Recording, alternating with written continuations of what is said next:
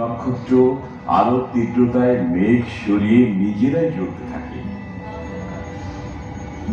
উজ্জ্বল নক্ষত্রগুলো ব্যাপক আর উত্তপ্ত বলে সেগুলো অত্যন্ত জ্বলজ্বলে। ভর নির্ভর করে কি পরিমাণ বস্তু সেখানে রয়েছে।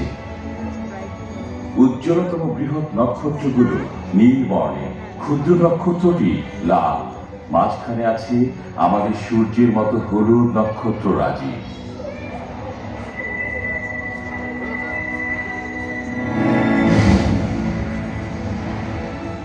এবারে নক্ষত্রের শক্তির কথা বলি।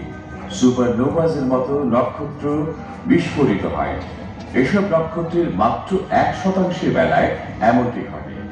মহাশূন্যে নক্ষত্রগুলো বিলুপ্ত হওয়ার আগে কক্ষপথে গুচ্ছাকৃতিভাবে ছড়িয়ে থাকে, কিন্তু কখনো একা থাকে না। অনেকের এক বা